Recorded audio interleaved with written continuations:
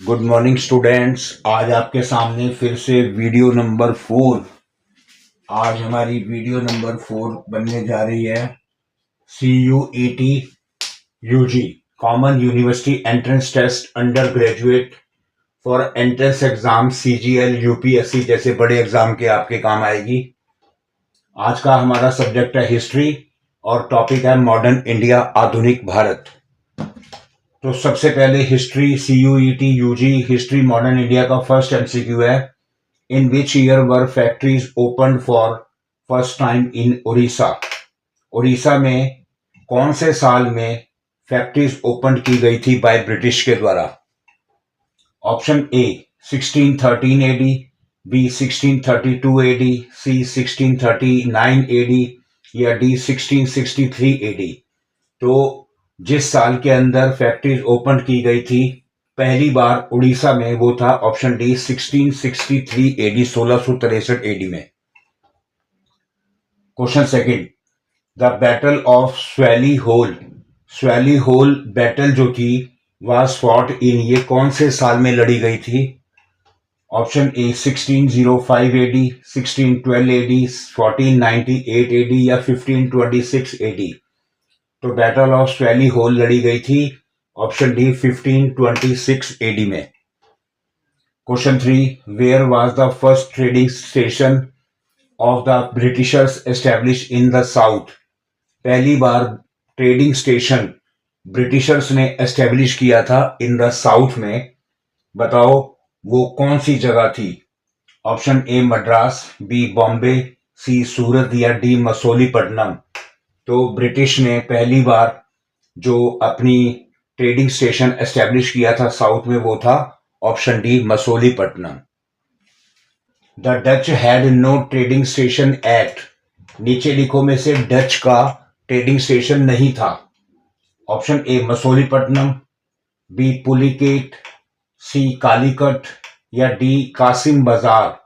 तो डच का trading station जो नहीं था वो था option C Calicut. Question fifth, the Dutch company establish monopoly of trade with. Dutch company ने अपना एकाधिकार, मोनोपोली, अपना कब्जा ट्रेड का किसके साथ स्थापित किया था। Option A India, B Egypt, C China या डी इंडोनेशिया। तो डच कंपनी ने अपना कब्जा, मोनोपोली एस्टेब्लिश की थी इंडोनेशिया के साथ। Question six, which one of the following was not a Portuguese settlement.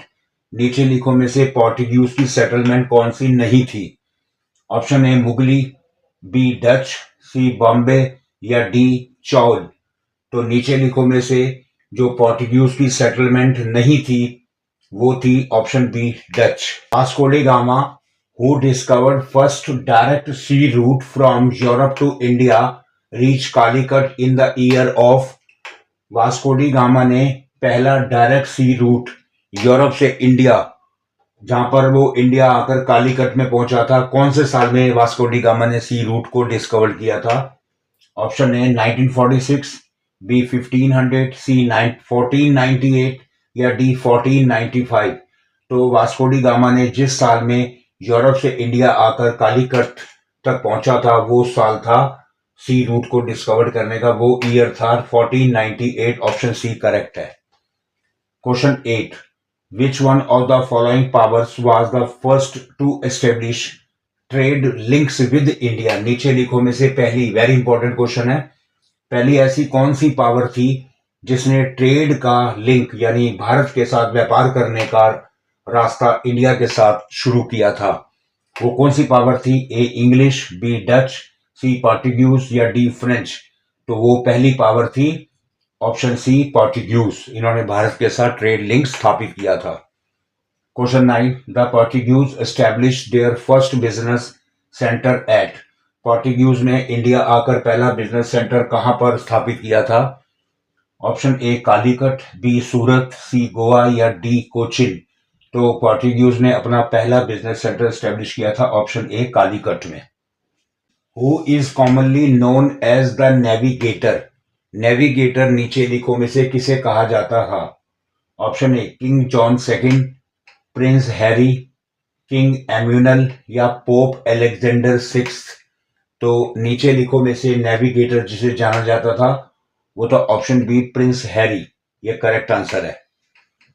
Question 11, Vasco da Gama was native of? Vasco da Gama किस देश का रहने वाला था?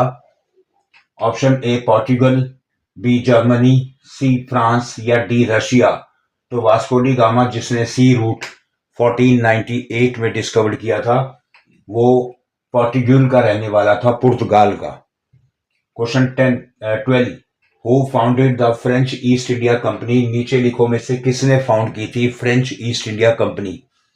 Option A Colbert, B Francois, C Francis Martin या D Dumas? तो नीचे लिखो में से जिसने French East India company establish की थी, फाउंड की थी, वो था option A Colbert. 13, when did East India company receive a charter from queen Elizabeth?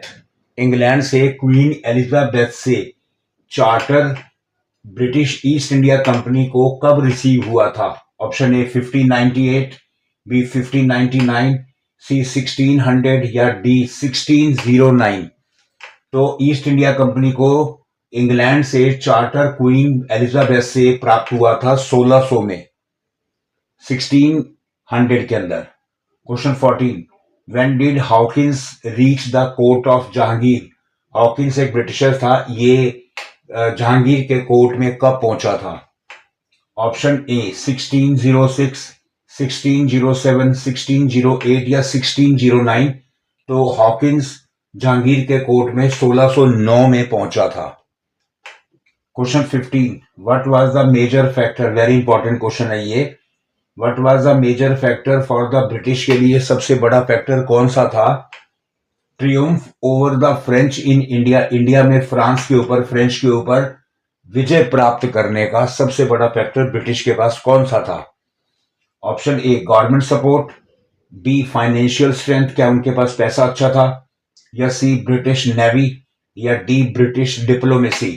तो ब्रिटिश का फ्रेंच, इंडिया में फ्रेंच के ऊपर जीत प्राप्त करने का सबसे बड़ा मेजर फैक्टर था ब्रिटिश नेवी। इनकी नेवी आर्मी बड़ी स्ट्रांग थी। तो student, video number 4 CUET UG common university entrance test under graduate, आज का हमारा टॉपिक था, सब्जेक्ट था हिस्ट्री और टॉपिक था मॉडर्न इंडिया, आधुनिक भारत।